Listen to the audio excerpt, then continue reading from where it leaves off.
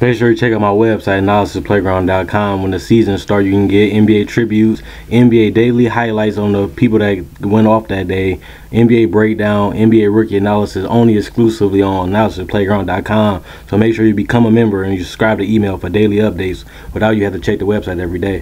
What's good, YouTube? It's your boy Quinn Wade, basketball analysis, coming to you with a quick video. Today we're going to talk about the Los Angeles Clippers. Now, this is a team that, you know, I got potential to be a #1 seed in the West because of Doc Rivers and how many things they can do with the versatile lineups they can put out.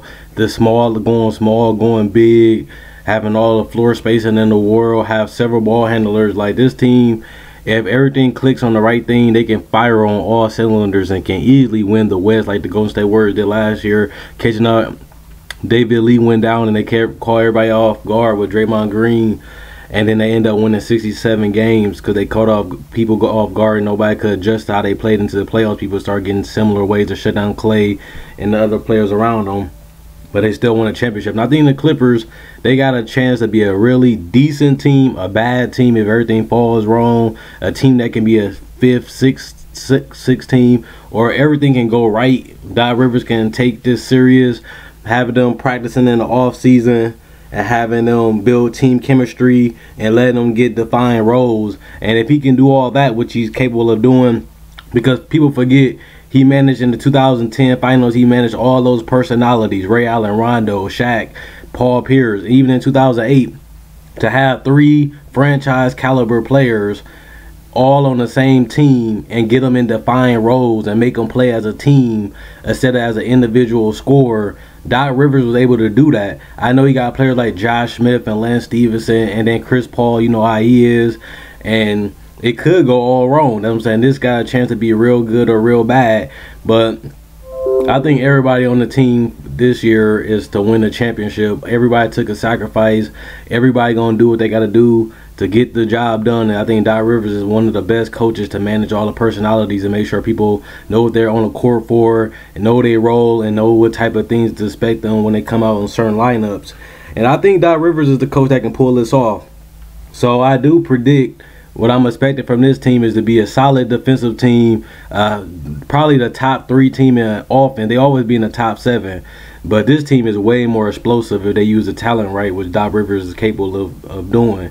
So with that being said, I think Doc Rivers is going to get this team off to a top 3, 4 seed at the least. I think they're going to finish 4th at the least. I think they can finish 1st in the West because of the talent that they have and the lineup. Like I said, just if somebody get injured, if Blake Griffin, they got Josh Smith, and he can stretch out the floor. So this team just have so many different ways to win, so many different ways to brutalize you. Like I said, they was brutalize the Rockets, and then they ran out of steam because they was tired.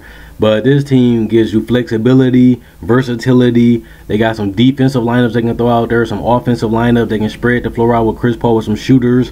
They can take Blake Griffin out, put Josh Smith at the 3. They can put Paul Pierce as the stretch 4. They can run a whole lot of damn pick and roll.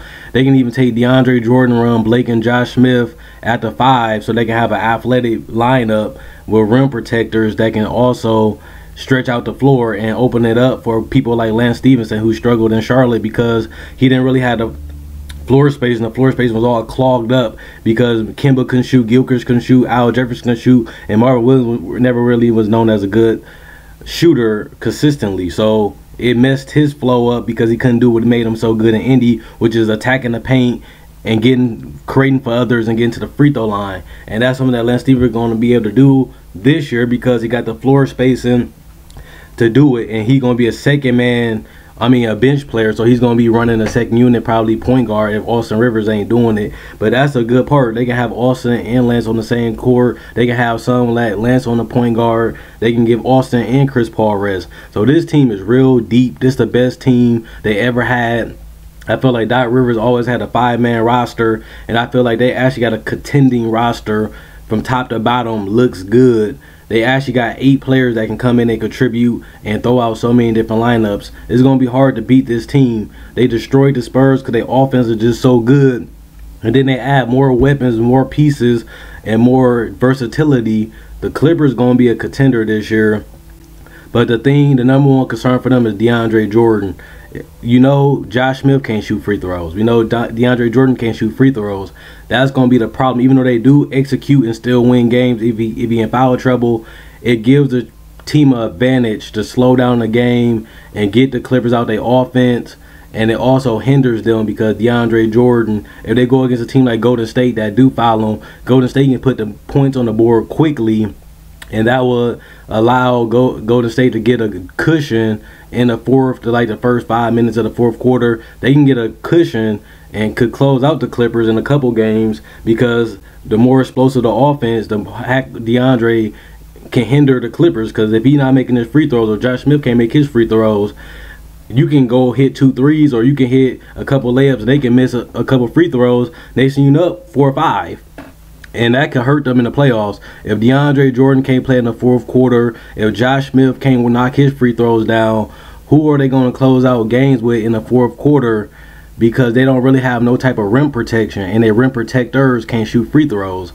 Yes, Josh Smith can space out the floor, but he still can't knock down the free throws as of right now. And DeAndre Jordan, yes, he's an amazing rebounder and rim protector and pick and roll defender and a great finisher, but he still can't knock down the free throws consistently. And that's something that's going to hurt them in the fourth quarter in the West, when they going against teams that can go small and stretch out DeAndre, go small and foul him. Throw some extra bodies on DeAndre and Josh Smith and go score 3, 4, 5 points. If they can't get no stops, the Clippers is a stop for them, because they got to shoot the free throws. If he make it or not, that can hinder the Clippers' success in the postseason. But like I said, Doc Rivers got a lot of things to do with this team, and I think they can win the #1 seed in the West. I think Chris Paul or Blake Griffin can win MVP if they put the same numbers that they put up last year on this year team, and they be the #1 team in the West. I think Chris Paul can finally break through and get an MVP, and if he can get the first #1 seed in the West, I think that they can actually have a chance to win the championship, because they're going to go against the 8th seed, and depending on who their second round matchup is, they might be able to get to the Western Conference Finals, but you never know. Also, for the sum of it is, what I do expect is them to be a great offensive team. I think they can finish #1. I expect them to finish 4th and be a second round exit, depending on who they play, but I can see them going to the Western Conference Finals this season, depending on who their matchups is and who get injured and stuff and what trades are made. As of right now, I got the Clippers as a #1 seed to a #4 seed. It's either going to be the #4 or they're going to be #1. And that's just what I expect from the Clippers. Let me know what you guys think. Comment, like, subscribe, and share. Quinn Wade Basketball Knowledge to sign out. And let me know what you guys think in the comment section below.